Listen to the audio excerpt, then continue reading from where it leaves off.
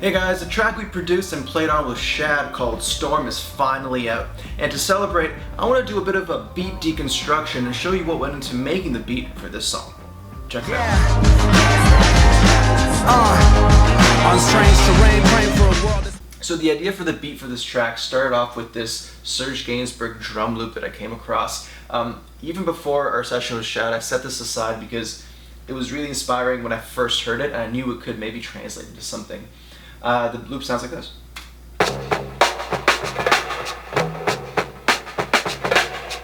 So it's mostly just like this kind of conga bongo thing in there that sounds really really cool. Now I ended up recreating that so it fit the template better, and our loop ended up being this. So mostly just focusing on that conga and bongo aspect of it, which fit really, really well with this sort of dusty drum beat that we put over it.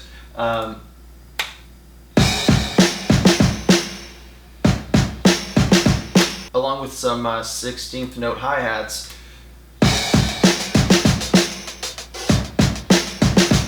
Really kind of drives it forward nicely. Both of those things are my favorite. Addictive Drums, XLN. They do such a great job coming up with sort of realistic sounding kits, and this one in particular sounds very sort of 60s Beatlesy, and I love the sound of that. So that fit in really well with that sort of reconstructed sample. Altogether, you get this. There's like an 808 in there, I think, as well, but just for some extra low end.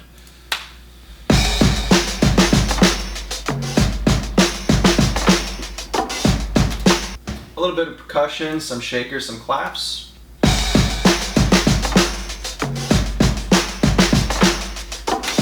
And the occasional fill really kind of gives it more energy. So here's one of those fills.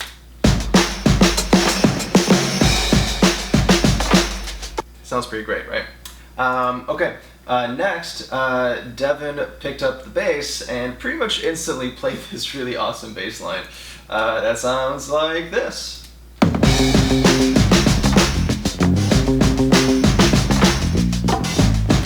Yeah, that was just done on my short scale Squire bass, nothing fancy, no frills, but it just fit that 60s aesthetic so well with the round wound strings and the short scale. It's perfect. We also doubled it with an electric guitar that does the same lick, just to kind of give it a bit more presence and a bit more bite. It's a bit of a studio trick, but it really fit in well. I think in one of the breakdowns you can really hear it. It sounds like this.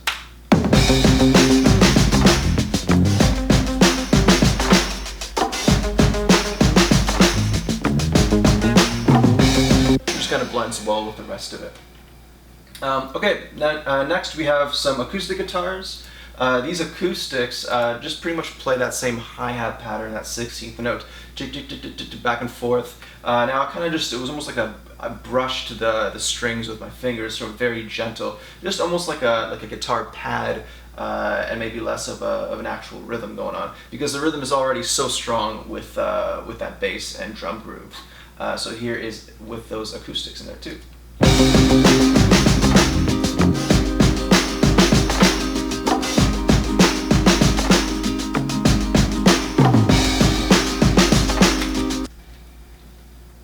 On top of that, we have just some sort of breezy electrics that sound like this.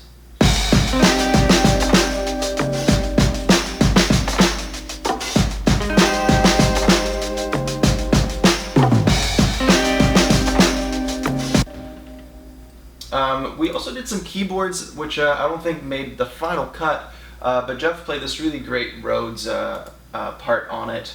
That sounds like this.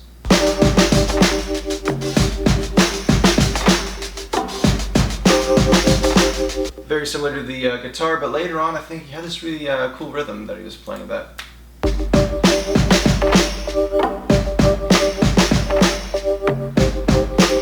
Also, I have an organ in here. I really kind of wanted to channel some more of that 60s flavor, so this is the kind of organ you'd expect, you know, like on a Doors song or something like that. Here is the sound of that.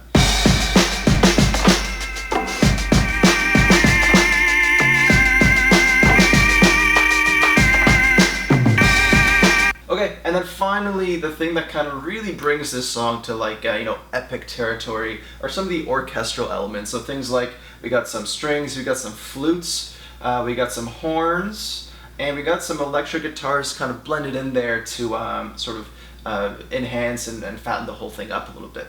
Now, some of these trumpets were played by me, and I'm not a trumpet player at all, so it's pretty rough sounding. I then sort of doubled and tripled them, and then added some samples to kind of help that out a little bit. So altogether, here is that trumpet riff with one element at a time. I'm going to just keep adding it, and you can kind of hear it come together. So here's the first trumpet that I played.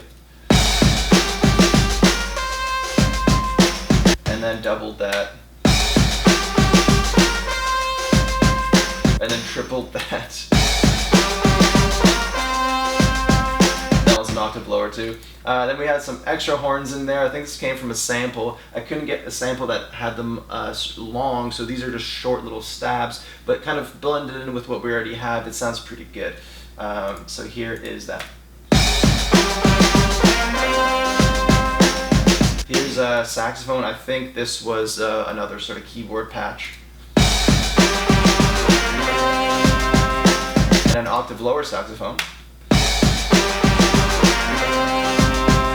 And finally, here's just a fuzzy electric that kind of sounds like a horn when you blend it in there as well. And this one kind of really helps it kind of bring more life to it, I think.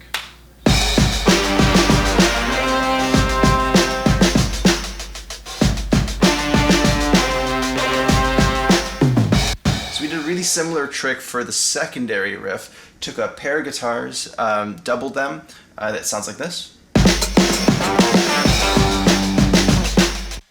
And then I added some horn samples to that to kind of give it a bit more realism. Sounds like this.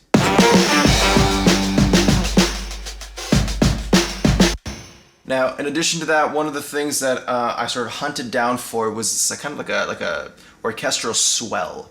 One of my favorite sort of discoveries around this time was something called Output Arcade, which is pretty much a playable sample library, which just gives you a bunch of samples in a particular style and allows you to chop them up however you like. So I sort of scoured this thing, found a bunch of just single horn hits and little passages that I liked, and rearranged them to fit. So this is what that sounds like.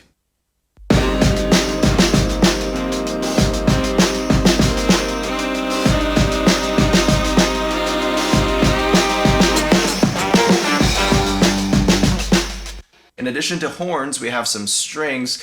Now at this point I didn't have much of a string library, so I was basically just working with keyboard patches. So some of these sound a little unrealistic, but sort of blended into the mix, they do the job pretty well. Here's what that sounds like.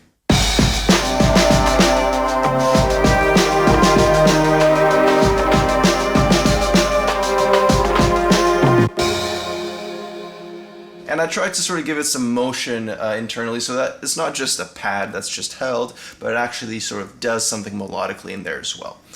Together with that, we have some flutes, and very similar thing here. I think the part is basically identical. I just wanted more of that kind of breathy airiness to it.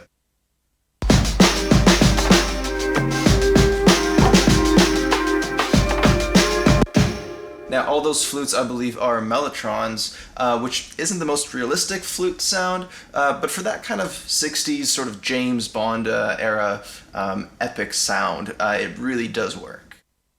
As far as plugins go, nothing crazy got used here. It was, we mostly just used so your standard fare type stuff. If there is maybe one that stands out as something that was used a bit more than the rest, or maybe just like a flavor that is heard throughout, is this the RC20 by Excellent. It's just sort of like an all-in-one lo-fi sort of thing that just kind of gives everything a bit of mojo. For a track like this that is so embedded in that 60s flavor, having something like this on board to get your sound to kind of be more in that direction is really, really helpful. It just instantly kind of gets you thinking in that style and maybe getting you more creative. As soon as I put this on something, it kind of instantly reminds me of some of the classic tracks that I grew up listening to. And that's pretty much it for the creation of the beat for this track. Now, with the addition of Shad's vocals, Phoenix's vocals, and also George Elliott Clarke's poetry, this track really comes together well. Also, can't forget Dan Weston's amazing mix for this track. It just makes it sound larger than life. It was a real pleasure for us to be involved in making this, and we hope to bring you a whole lot more, so stay tuned.